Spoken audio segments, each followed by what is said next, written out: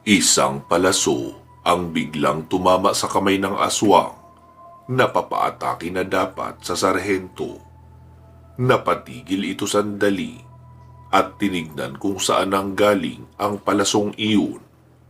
Nagulat siya nang makita ang isang binatilyo na may hawak na pana at nakatutok pa rin iyon sa kanya. Akmang kikilos ito uli nang panain din uli siya ng binatilyo. Napaigik ang aswang nang bumaon sa dibdib niya ang palaso. Nabigla naman ang mga kasama nito. "Sino kang pang-aasga?" Sigaw ng aswang. "Hindi na mahalaga kung sino ako. Isang lapit niyo pa, patay kayong lahat." Babala ng binata na walang iba kundi si Raymond. Ilang metro lang ang layo nito mula sa mga aswang. Matapang itong nakatitig, subalit apat na lang ang natira sa mga palaso niya. Napadilat ng mata ang sarhento dahil sa boses ni Raymond. Nabuhayan ito ng pag-asa nang makita ang binata na mukhang handang tulungan siya. "Buwisit ka! Mananagot ka sa akin!"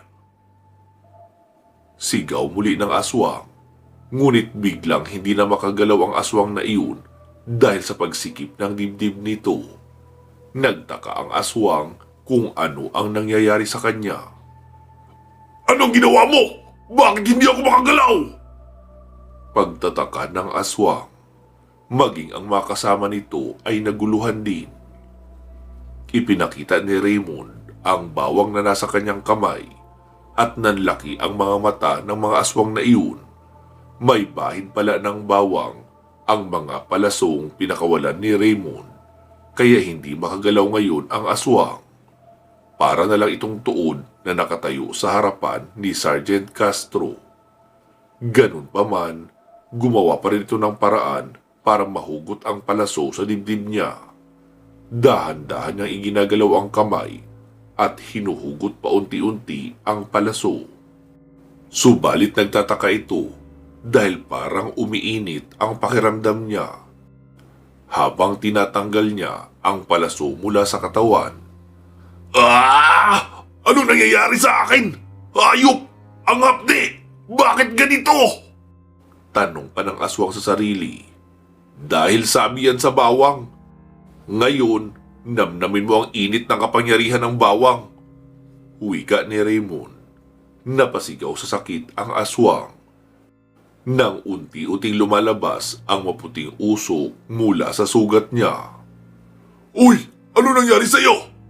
Tanong ng mga kasama nito.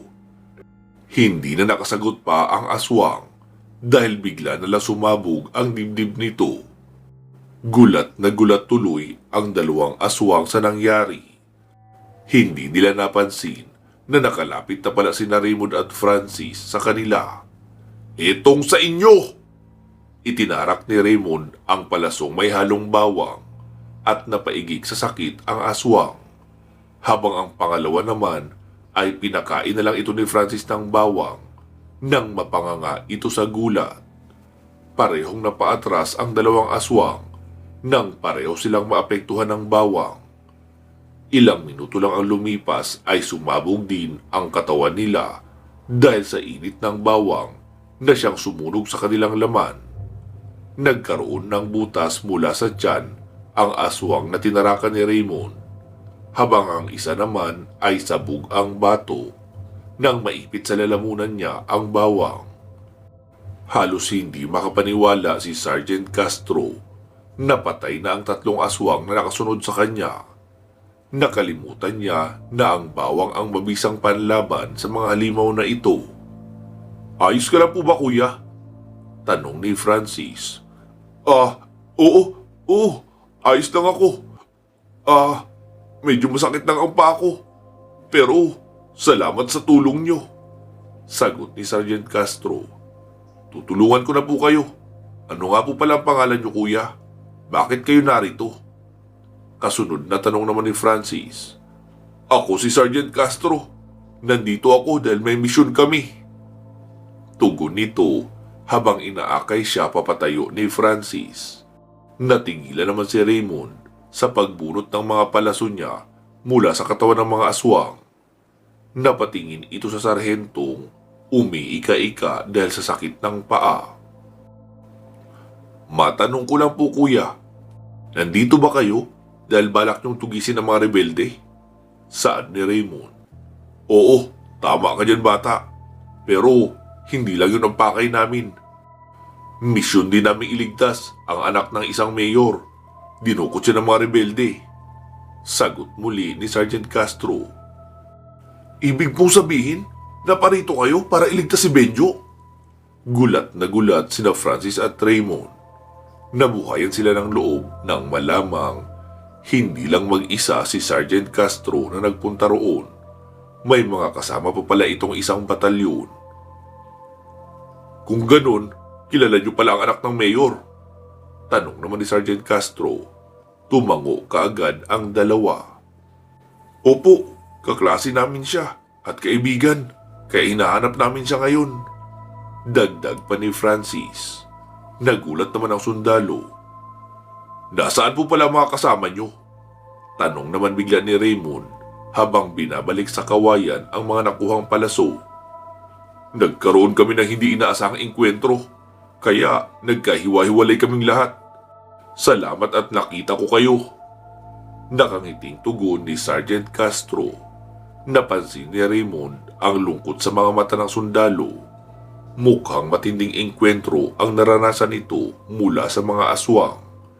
Dahil hindi lang pisikal na katawan ang iniinda nito, kundi pati na rin ang mentality ay mukhang apektado na rin. Nangangatog sa kaba ang mga daliri at hindi ito makatingin ng diretsyo kina Raymond. Mukhang unang beses pa lang niyang makakita ng aswang. Kaya malaki ang impact sa sarili niya ang karanasang ito.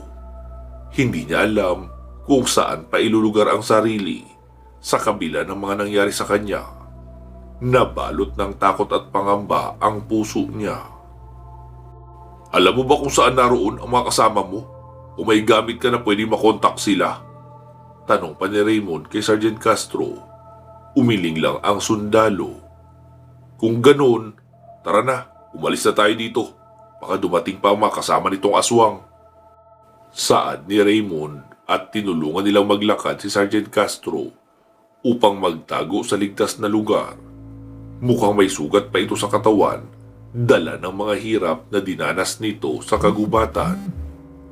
Samantala, patuloy pa rin ang paghabol ni Daga kay Colonel Espinas na walang ginawa kundi kumaripas lamang ng takbo sa kagubatan. Nagpasikot-sikot ito sa mga puno para subukang iligaw si Daga. Subalit mas lalo lamang ginaganahan ang aswang sa ginagawa ng opisyal. Sa lagay na ito ay mukhang si Colonel Espinas pa ang pinaglalaruan ng rebelde. Patalon-talon lang si Daga sa mga sanga ng puno habang paikot-ikot naman sa mga puno si Colonel Espinas. Ilang metro na lang ay malapit na nitong marating ang talon. Halos magkanda dapa-dapa na rin ito sa kakatakbo dahil sa lubak-lubak na daan na tinatahak niya. Isang sanga ang hindi napansin ni Colonel Espinas at nauntog ang ulo niya roon. Ah! Wisit! Napamura sa sakit ang opisyal. Tumigil sa pagtakbo si Daga at tinawanan niya ang nangyari kay Colonel Espinas. Napatingin sa kanya ang galit na opisyal. Kung ako sa'yo, huwag ka nang tumakbo. Itigil na natin to. Pinapagod mo lang ang sarili mo eh. Ano bang dapat kong gawin sa'yo? Nakangiting wika ni Daga. Huwag kang lalapit sa akin. Babarilin kita. Itinutok ni Colonel Espinas ang baril niya kay Daga. Tumawa lang ang huli. Wala namang magagawa sa akin yung baril mo eh. Nagsasayang ka lang ng bala. Saad ng rebelde. Bakit nagagawa niyo magbago ng anyo? May araw pa naman ah. Anong klaseng mga aswang kayo? Tanong pa ni Colonel Espinas. Tumalon si Daga mula sa tinatapakang sanga ng puno. lumapit ito ng paunti-unti. Kaya naman, natakot at agad na paatras si Colonel Espinas.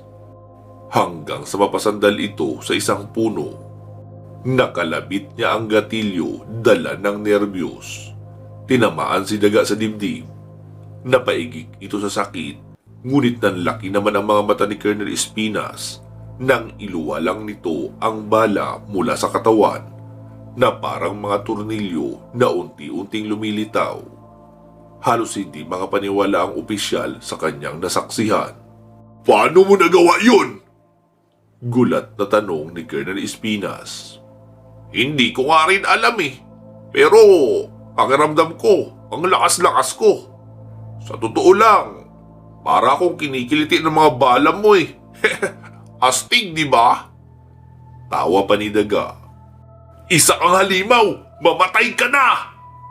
Inubos ni Colonel Espinas ang mga bala ng baril niya sa buong katawan ni Daga. Halos mapasayaw naman ang rebelde sa dami ng mga tamang tinamo nito sa katawan. Gula-gulanit ang kanyang damit nang tumigil sa pagkalabit ng opisyal. Ilang palit niya pa ng magasin, subalit hindi pa rin tumutumba ang aswang na rebelde. Nanatili lang itong nakatayo sa harapan ni Colonel Espinas na parang estatwa, at ang lahat ng balang bumabaon dito ay iniluluwang muli ng katawan niya. Hindi makapaniwala si Colonel Espinas. "Imposible ito!" Napaluhod na lang si Colonel Espinas sa kawalan ng pag-asa. Wala na itong maisip na paraan para mapatay ang aswang maliban sa isang bagay. Isang bagay lang ang naiisip niyang pwedeng gawin upang hindi siya paslangin ng aswang. Ito ay kitlin ang sarili niyang buhay. Mas nanaisin niya pang mamatay sa sariling mga kamay kaysa waratin at pagfiestahan ng mga aswang ang matanda niyang katawan. Hinugot niya ang punyal sa tagiliran at dahan-dahang itinutok sa leeg niya. Natigilan naman si Daga sa balak gawin ng sundalo. Mukhang wala na nga itong choice, kundi uwakasan na lang ang sariling buhay. "Sandali! Teka! Maghunos-tili ka, tanda!" Sambit ni Daga. "Bakit? Ano bang pakialam mo? Mas mabuti na rin ito para hindi na ako mahirapan pa." Sagot ni Colonel Espinas. "Kapag pinatay mo ang sarili mo, mawawalang saysay ang buhay mo bilang sundalo." Ani Daga na ikinagulat naman ni Colonel Espinas. Hindi niya inaasahang sasabihin iyon ng isang aswang. Nailayo niya kaunti ang patalim mula sa kanyang leeg. Lihim naman na pangiti ang tusong si Daga. Naisip niya na kaysa patayin ang sundalo, ay bakit hindi niya nalang ito gamitin para makaganti kay Commander Jaguar. Inisip niya na kung bubuhayin niya ang opisyal, susunod ito sa lahat ng gusto niya. Mapapakinabangan niya ang kakayahan nitong magmanipula ng bagay para maggamit sa adhikain niya. Kung magkikita silang muli ni Commander Jaguar, ay maaari niyang mapaikot ang huli para maisahan ang pinuno. Sa pagkakakilala niya kasi sa dating pinuno, hindi ito yung tipong basta nalang gagawa ng hakbang nang hindi naman kinakailangan. Tiyak na papahirapan niya muna ang opisyal bago niya iyon paslangin. Sa pagkakataong iyon, bibigyan niya ng isang sandata si Colonel Espinas para patayin si Commander Jaguar. Hahaluan niya ng orasyon ang patalim para ito ay tumalab at wala ng kawala si Commander Jaguar. Dahil dito, iisipin ng lahat na aksidente lamang ang nangyari, gawa ng bugso ng mga damdamin, kaya makakaiwas siya sa bintang. "Ibibigay ko sa iyo na libre ang buhay mo kung susunod ka sa mga sasabihin ko," sambit ni Daga kay Colonel Espinas. "At ano namang kalokohan yan?" tanong ng opisyal. "Simple lang naman. Patayin mo para sa akin si Commander Jaguar at makakalabas ka sa kagubatang ito ng buhay." Tugon naman ni Daga. "Ha? At ba't naman ako susunod sa isang hamak na rebelde? Hindi ako isang baguhan na pwede mong utos-utusan lang. Naiinis ako sa ganyan. Tanggi ni Colonel Espinas. Kung ganon, edi sige, malaya ka nang tapusin ang buhay mo. Hindi na kita pipigilan, pero tinitiyak ko sa iyong makikita ng pamilya mo ang pugot mong ulo na nakasabit sa bayan. Litaniya ni Daga. Umubra naman kaagad ang pananakot niya nang dapuan ng takot si Colonel Espinas. Kahit siguro siya hindi maaatim na makitang pinagkakaguluhan ng mga tao ang pugot niyang ulo. Madudungisan nito ang magandang reputasyon ng kanyang angkan na tapat at buong pusong naglingkod sa bayan. Pero naisip din ni Colonel Espinas na papaano niya mapapatay ang isa ring aswang. Iniisip mo ba na hindi mo kayang gawin yung sinasabi ko? Sambit bigla ni Daga. Napatingin kaagad dito si Colonel Espinas. Hindi ganun ang iniisip ko. Ang inaalala ko lang, paano ko mapapatay ang tulad yung may sa pusa ang buhay. Kahit tantarin ko pa siya ng bala, hindi rin yun mamamatay. Tiyak na ako ang mapapatay niya. Paglilinaw pa ng opisyal.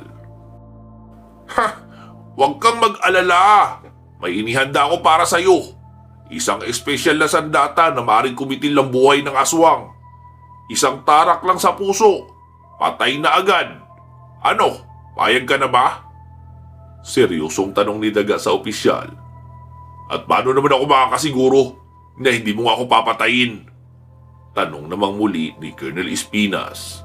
Ngumiti si Daga. Kung gusto talaga kitang patayin, kanina ka pa sana nilalangaw dyan. Ang totoo, hinahabol lang kita dahil yun ang utos sa akin ni Commander Jaguar. Pero kagaya mo, ayaw ko rin na inuutusan. Nagbumuka lang akong aso. Paliwanag ni Daga. Natawa tuloy ang matandang sundalo. Binitawan niya ang punyal habang tumatawa. Ngayon ko lang nalaman na may kapareho din pala ako mag-isip. Napakatapang mo para sumugal sa ganyang bagay.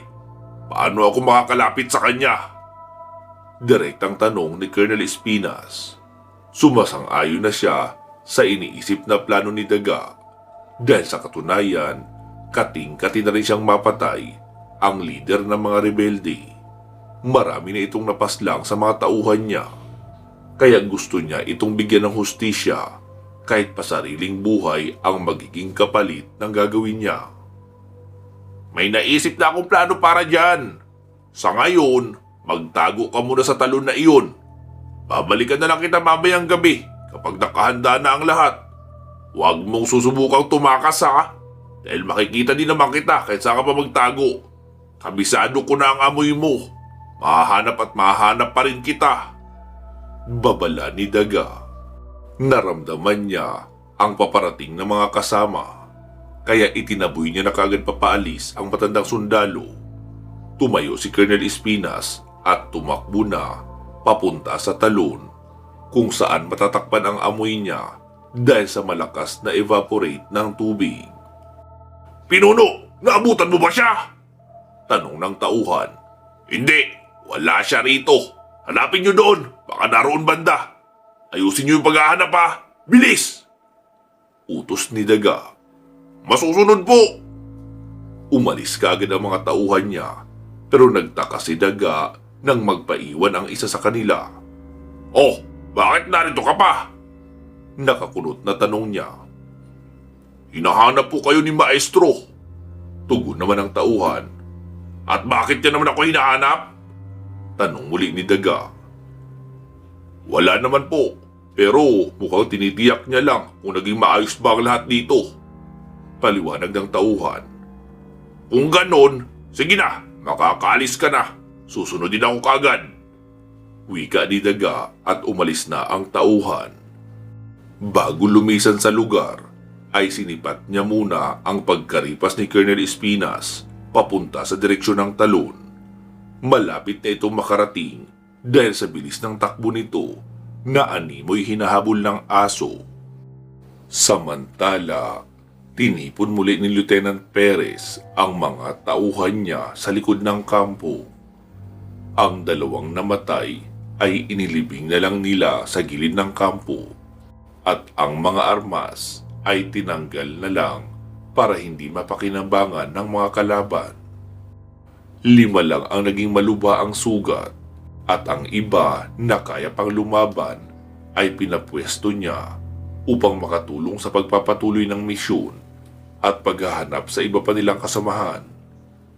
Tumawag rin ng backup si Lieutenant Perez, ngunit matatagalan pa ang reinforcement dahil sa pahirapan na pagpasok sa gubat.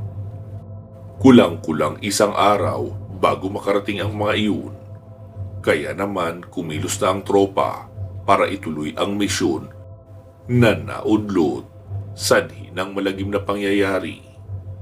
Tinahak na ng grupo ang burol kung saan sila dumaan kanina. Naging mabilis ang kanilang mga hakbang dahil na-clear na nila ang area. Pagkarating sa paanan ay naghiwalay sa 2 pangkat ang grupo. Kasama ni Lieutenant Perez ang 30 sundalo na magpapatuloy ng misyon, habang ang mga natira naman ay ang maghihintay sa reinforcement na darating sa kinabukasan upang i-evacuate ang mga sugatan. Okay men, ganito. Ang misyon na ito ay hindi na covert operation, kundi isa ng rescue mission. Kailangan nating mahanap si Colonel Espinas bago magdilim. Kaya talasan niyo mabuti ang mga mata niyo at magmatsyag sa paligid. Malamang nanonood lang sa atin ang mga kalaban at pinagtatawanan tayo. Kapag may nakita kayo, barilin niyo kaagad. Understood? Wika ni Lieutenant Perez at tumango naman ang mga tauhan niya. Mabilis ang kanilang mga galaw habang nakatutok sa kaliwat kanan ang mga baril. Makalat ang formation nila, parang mga pawn na umaabante ng walang alinlangan. Pagkarating nila sa masukal na bahagi, ay nakaramdam ng kakaiba si Lieutenant Perez. Tila biglang nagbago ang ambience ng paligid, kaya pinahinto niya sandali ang buong tropa.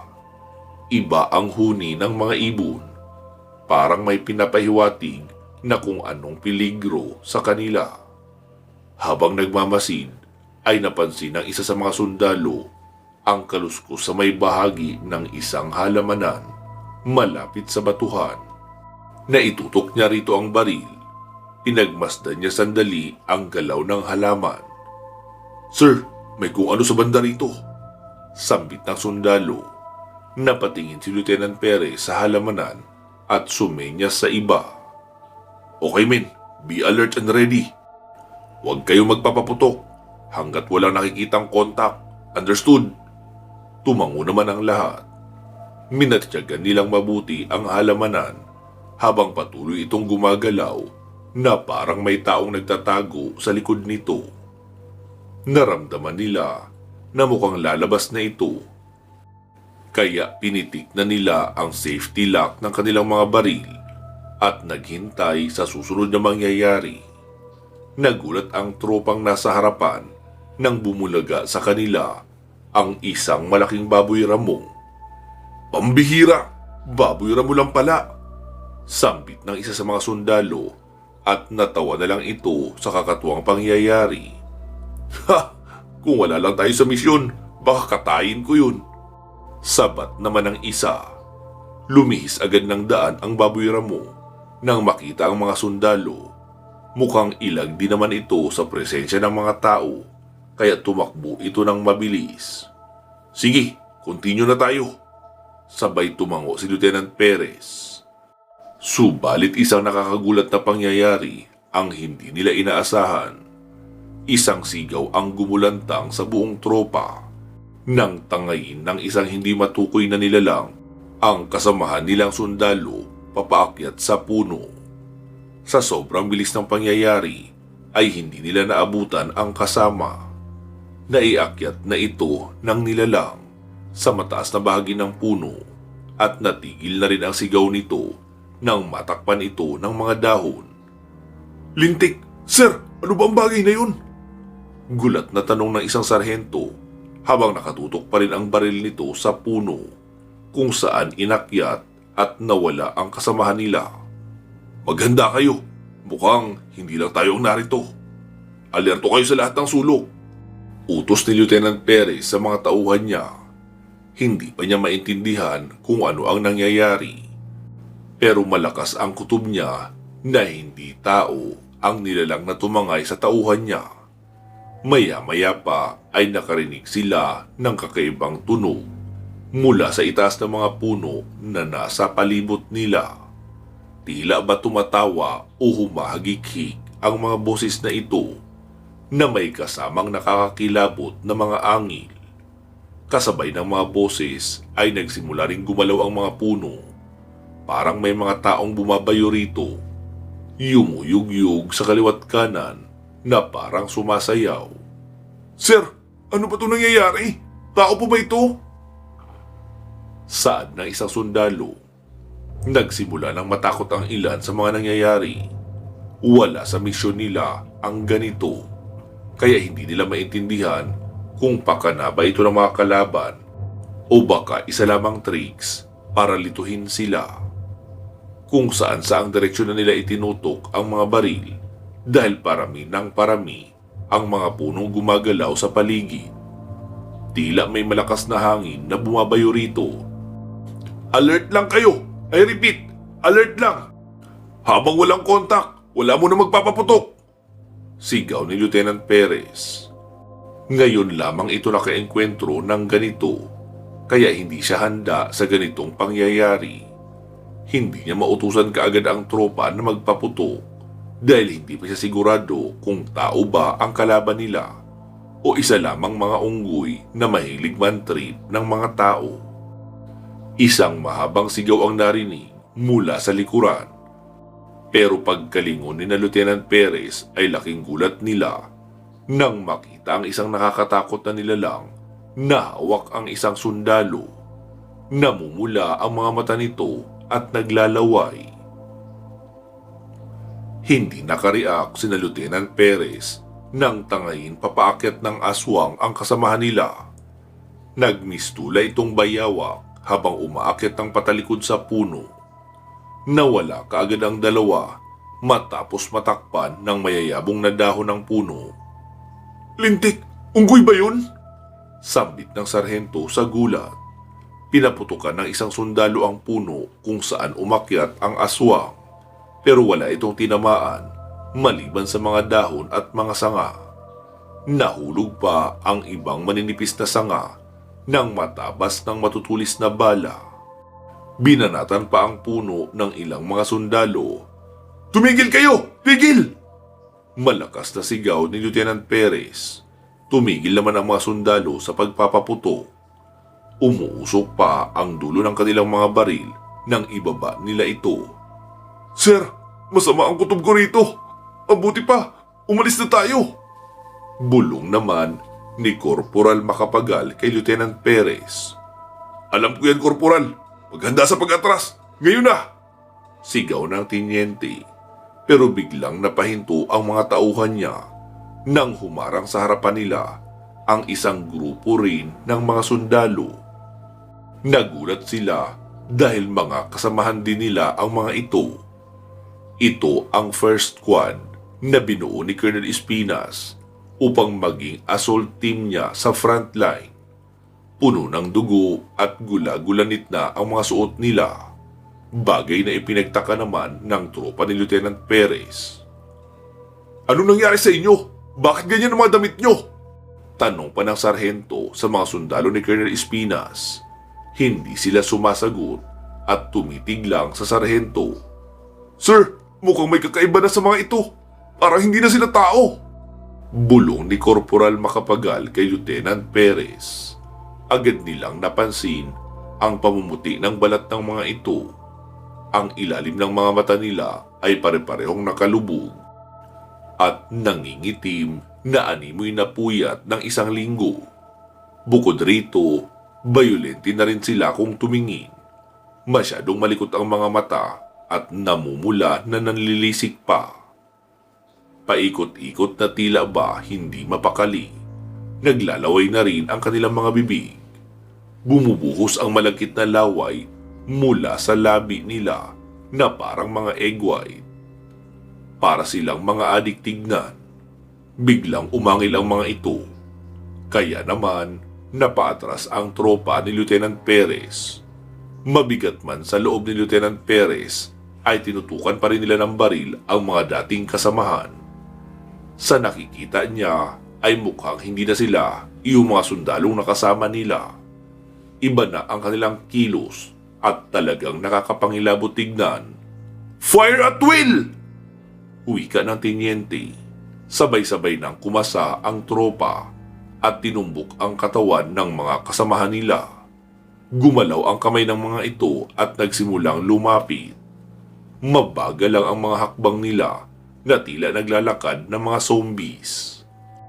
Mukhang hindi pa gaanong nasasakop ang mga utak nila, kaya hindi pa alam ang kanilang gagawin. Hindi pa gaanong nakapag-evolve ang kanilang pag-iisip, kaya wala pa rin sila sa sariling katinuan. Isang halimuyak lang ng dugo ang nagtutulak sa kanila para lumapit sa mga dati nilang kasamahan. Ilang di pa na lang ay makakahablot na sila ng tao. Fire! Sigaw ni Lieutenant Perez at pinaulanan nila ng bala ang mga aswang na sundalo. Tinadtad nila ito sa iba't ibang bahagi ng katawan hanggang sa mapabagsak sa lupa. Subalit nagulat sila nang tumayo muli ang mga ito at lumapit sa kanila na tila ba walang nangyari. Dito na napagtanto ng tenyente na naging halimaw na nga ang mga comrades nila. Mga halimaw na hayok sa laman at dugo ng tao. Nagtataglay ng nakakatakot na itsura at may pambihirang lakas. Mga 40 ang bilang nila na mas lalo pa silang nadadagdagan habang lumilipas ang oras. Napakarami nila kung ikukumpara sa bilang ng grupo ni Teniente Perez. Atras! Umatras na tayo! Utos ni Lieutenant Perez sa mga tao niya. Binabaril nila ang mga ito habang umaatras sila. Dose-dose ng basyo ng bala ang nagkalat sa lugar. Subalit hindi pa rin nila mapahinto ang ginagawang marcha papalapit ng mga aswang. Tuloy lang ang mga ito sa pag-abante na parang mga robot na hindi natitinag. Isang aswang ang umatake at nais manghablot ng tropa. Isang malakas na kick drop ang sinalubong sa mukha ng sundalong aswang. Sumirko ito ng ilang beses sa ere at malakas na bumalibag ang katawan sa lupa. May lumabas na dugo sa ulo nito nang mauntog sa bato. Sir, napatay niyo yata! Wika ng sarhento kay Lieutenant Perez na hindi mapigil ang kaba sa dibdib. Subalit hindi sumagot si Lieutenant Perez at sinipa pa ang isa pang aswang na lumapit na akmang susunggab sa sarhento. Tinamaan ito sa tiyan. Napatihaya ang nasipa na aswang nang barilin ito sa ulo ni Lieutenant Perez. Gulat ang sarhento sa nangyari at hindi ito nakaimik sa labis na takot. Muntik na sana itong pagfiestahan kung hindi lang naging maagap ang tenyente. Salamat, sir! Nasambit na lang ng sarhento na tulala. Maging alisto ka, huwag kang pabaya dahil buhay mo ang kapalit kapag nalingat ka rito. Hindi na sila ang mga dating kasama natin, kundi mga halimaw na sila. Kaya kung gusto mo pang makaalis dito, simulan mo ng pumatay. Wika ni Lieutenant Perez at hindi nakariak ang sarhento. Nanginginig nito tinutok ang baril sa mga aswang saka pinaputo. Tinadtad ng bala ang 3 aswang nang i-volume fire ng sarhento ang baril. Halos magkalasog-lasog ang mga katawan nito sa dami ng bala na bumaon sa kanila. Isa-isang bumagsak ang mga ito. Halos paubos na sila at wasak na ang marcha nila. Kung saan-saan na tumitilamsik ang kanilang dugo sa mga puno, halamanan at sa mismong mukha at katawan ng mga magigiting na sundalo na nakikipaglaban para sa kanilang buhay. Gamit ang semi-armalite ay winalis ng isang tropa ang mga aswang. Sumirit ang mga bala sa mga paa na halos maputol na dahil point blank ang pagbaril nito. Napaungol ang mga aswang sa sakit at napaluhod sa lupa. Ngunit sa kabila ng mga tama ay nagagawa pa rin nilang tumayo upang umatake muli. Kaya naman tinadtad muli sila ng buong tropa para tuluyang mga tumba. "Atras! Atras pa!" sigaw ni Lieutenant Perez. Napapalibutan na sila ng mga aswang na patuloy lang sa pagdagsa. Kung saan-saan na ito sumusulpot at nangahablot ng tropa. "Sa ulo nyo barilin! Sa ulo! Wasakin nyo ang ulo nila! Huwag kayo matakot!" Dagdag pa ng tinyente. Labag man sa kalooban ng mga sundalo ay wala silang nagawa kundi wasakin ang ulo ng mga dati nilang kasamahan. Ito lang ang paraan para pansamantalang mapahinto ang pagkilos ng mga aswang. Binabanata nila ito sa mukha at sa noo. Butas-butas ang ulo ng mga ito na halos tumilapo na ang mga mata sa tindi ng tama. Gumulong-gulong sa lupa si Lieutenant Perez para hindi mahablot ng mga aswang na wala pa ring tigil sa paglapit sa kanya. Sumandal siya sa isang puno at nag-reload ng armas. Matapos masalpak ang magasin, ay binanata niya ang mga aswang na lumalapit sa grupo. Halos mapasayaw ang mga aswang nang barilin ito sa ulo ni Lieutenant Perez. Tagus-tagus ang mga bala sa tenga at ilong. Tumatalsik sa kung saan-saan ang dugo. "Ipit na tayo! Ipit na tayo dito! Kailangan na natin makaalis sa kill zone!" Wika pa ni Corporal Macapagal. Tumingin-tingin ito sa paligid pero cleared area ang nasa kabilang bahagi ng kakahuyan. At dito nakapwesto ang karamihan sa mga aswang. Hugis pabilog ang pagkakaipit sa kanila ng mga ito. "Buisit naman! Ano bang gagawin namin?" Napamura tuloy sa galit ang korporal na hindi na alam ang gagawin. Hinanap niya ang tinyente pero wala na ito sa tabi niya. Tumingin siya sa bahaging mapuno at doon niya nakita ito na binabasag ang bawat bungo ng mga aswang. "Sir! Trap na tayo!" sigaw ni Corporal Macapagal. "Napapalibutan na kami. Sa tingin ko mga nasa 50 o higit pa sila kung pagbabasihan ang kakayahan nila sa pagtugis. Tingin ko sila ay mga nayanggaw. Nahawaan na sila ng pagkaaswang. Ngunit sino kaya nasa likuran ng pangyayaring ito?" Bulong sa isip ni Lieutenant Perez. "Kakaunti na lang tayo, sir. Wala na tayong laban sa mga ito. Para silang mga zombies na hindi namamatay agad-agad. Mauubos na tayo lahat dito." Wika ng isang sundalo. "Lintik! Tama bang sabihin mo yan? Huwag kang duwag! Hindi pa naman gaanong nasasara ng escape route natin ngayon. Mas maganda kung maghintay muna tayo hanggang sa pwede na tayong tumakas." Wika naman ng sundalo. "Baka hindi rin yan umubra. Sa tingin ko, merong isa sa atin ang dapat na umagaw ng atensyon nila." Saad naman ang isa. "Ha? Isang magiging bitag? Kamatayan ang kapalit noon. Sino naman ang gagawa?" Tanong naman ng iba pang sundalo. "Huwag kayong mag-alala. Ako ang bahala." Sigaw ni Lieutenant Perez. Natigilan ang lahat nang inilabas nito ang SD-75 smoke grenade. At nakita ito ng korporal. Nakuha niya kaagad ang binabalak ng tinyente. "Mga kasama, maghanda kayo. Pagbilang ko ng 3, takpan niyo ang mga mata niyo." Sigaw pa ng korporal. "Copy that, sir!" Sigaw naman ng mga sundalo. 1, 2, 3. Tumango lang ang korporal kay Lieutenant Perez bilang senyas. Agad tinanggal ng tinyente ang safety pin, sabay hagis sa mga aswang na nag-uumpukan. Hindi nakareak ang mga aswang nang sumabog ang granada.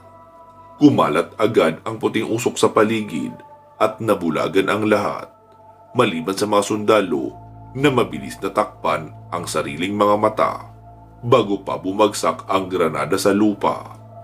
Mabilis na umalis ang tropa sa kill zone. "Ha! Ayos yung ginawa niyo, sir!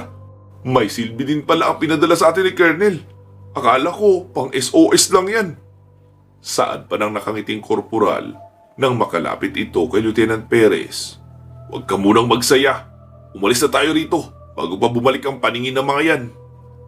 Wika ni Lieutenant Perez at nagsikilos agad ang grupo papalayo sa lugar. Mabilis silang tumakbo sa masukal na daan at walang ni isang humihinto hanggat wala silang nakikitang lugar na ligtas mapagtaguan. Kailangan na nilang makahanap ng mapagtataguan upang makaiwas sa mga aswang dahil natuklasan na nila ang tunay na nangyari sa kanilang mga kasamahan ay hindi na nila maitutuloy ang misyon. Pero ang ipinagtataka lang ni Lieutenant Perez ay papaanong naging aswang ang mga ito, gayong hindi pa naman sila nagtatagal sa kagubatang iyon.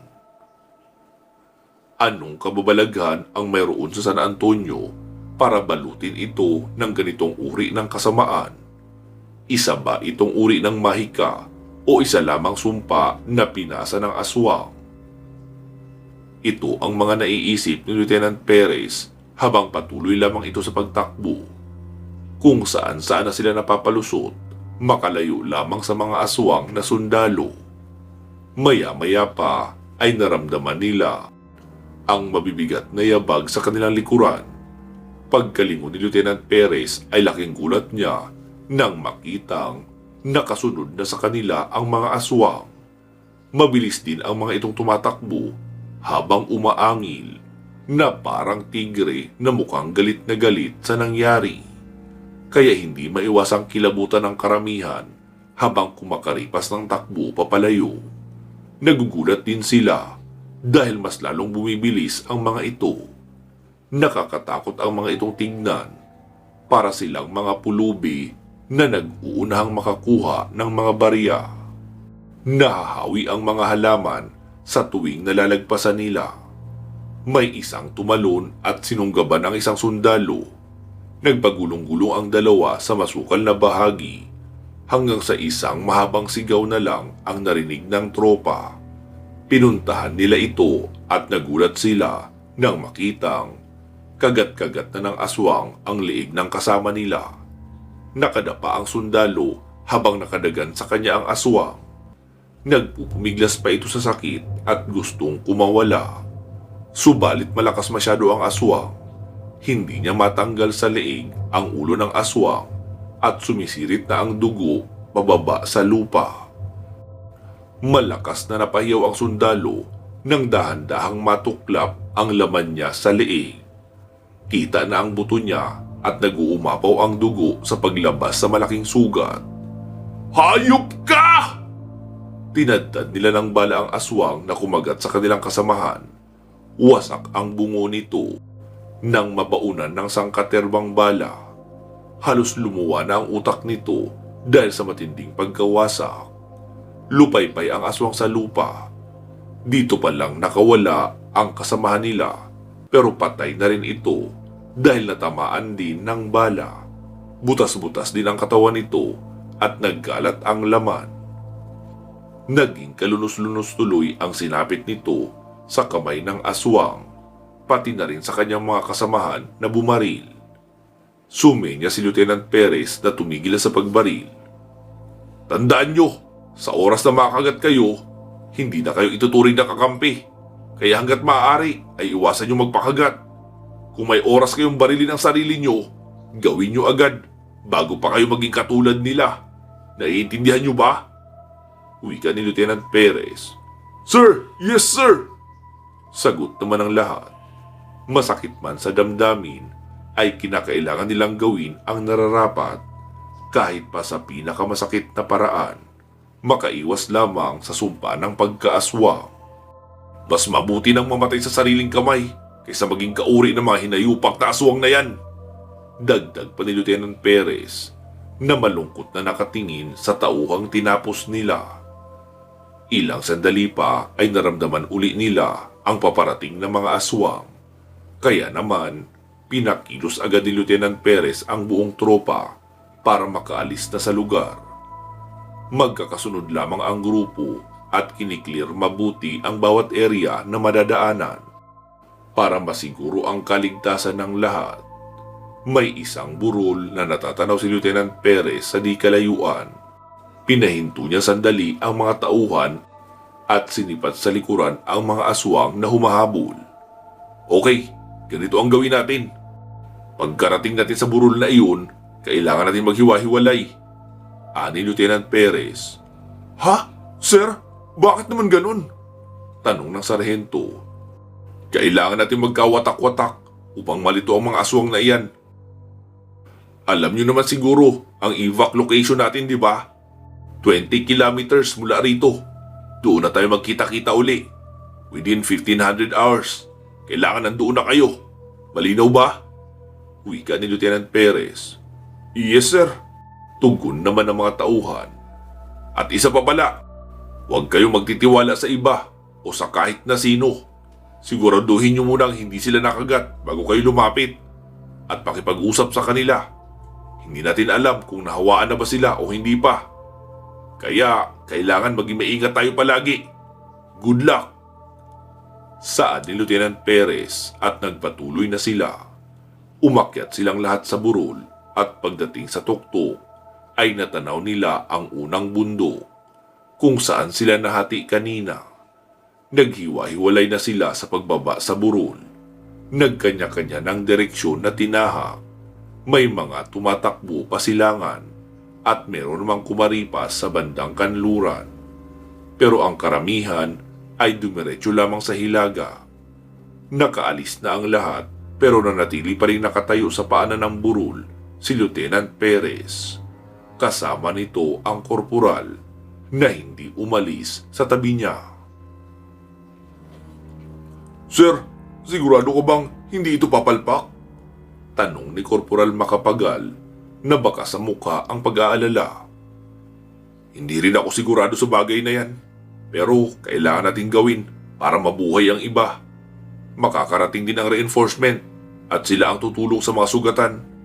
Tayo naman ay hahanapin natin si Colonel.